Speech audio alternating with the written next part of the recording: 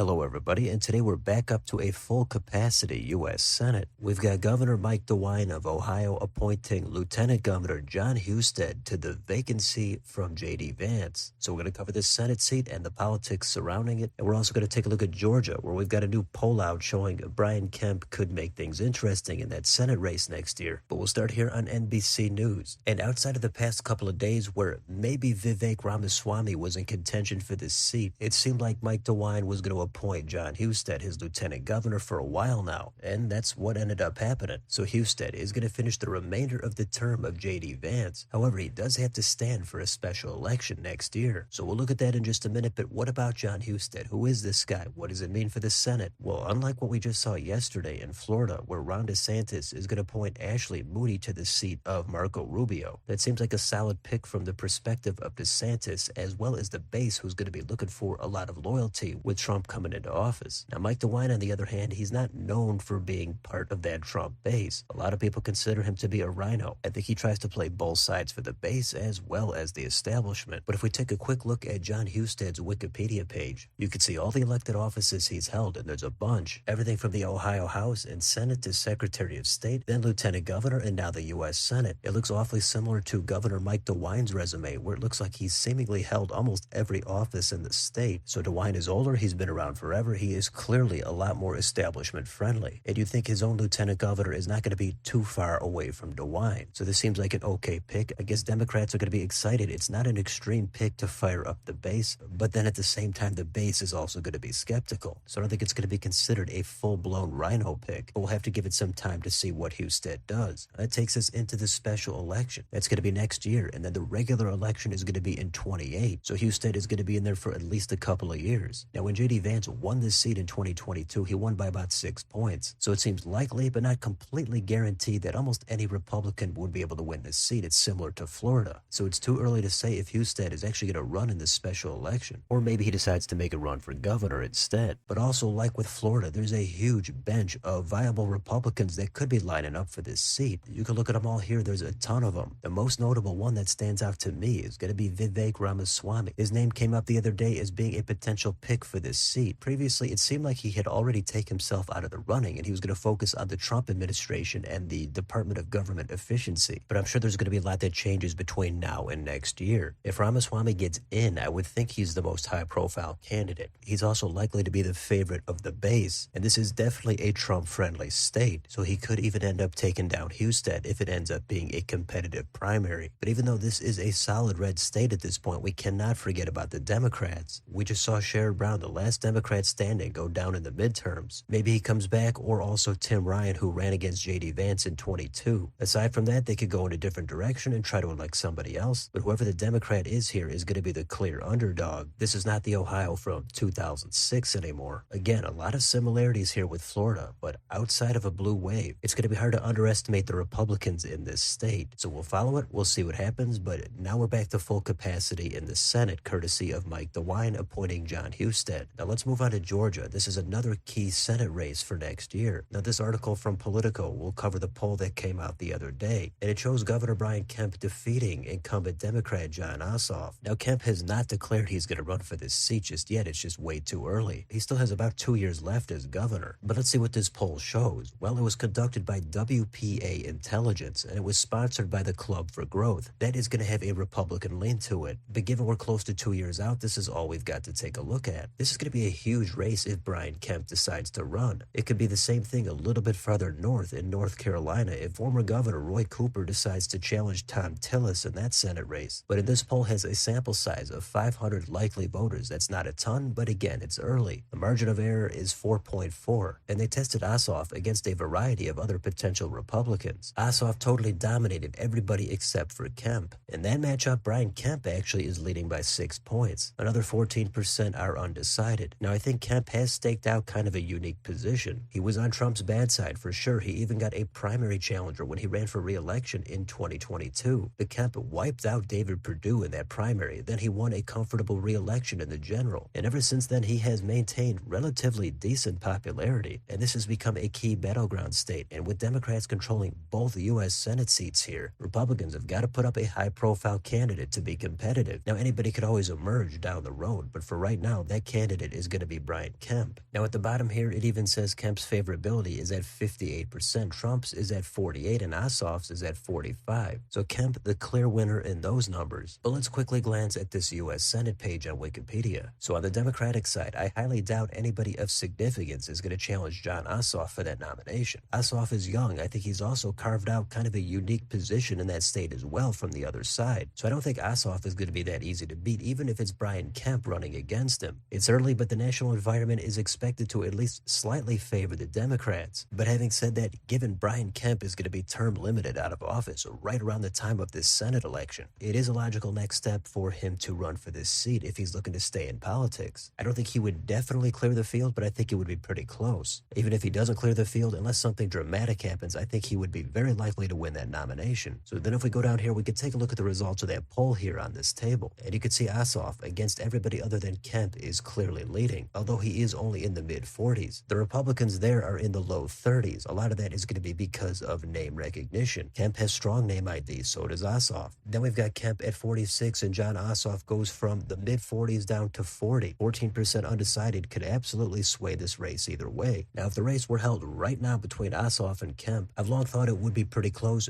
Maybe Brian Kemp could have the slightest of edges. But now with Trump coming back into office and the Democrats seemingly hoping to get energized and have some momentum going into the midterms, there's no way to possibly predict who could win this seat. I know Republicans think Kemp is the guy to take down Ossoff no matter what, and I know Democrats think Ossoff is the perfect guy to defend that seat. So a lot of times people just default to who they want to see win. But I do think it could go either way. This is going to be one of the high-profile races next year. So I think I'm going to leave it there for now, but that's a look at what's going on in Ohio and in Georgia. So let me know in the comments, what do you think about Jon Husted filling the vacancy of J.D. Vance? Is he going to run in the special election? And is Ramaswamy going to jump into the race? And what about here in Georgia? Is Brian Kemp going to run? And if he does, do you think it's a pure toss-up, or do you lean one way or the other? Let me know down below. On your way out, don't forget to like, share, and subscribe, and join if you'd like to support the channel. Thanks for watching. I'll see you next time.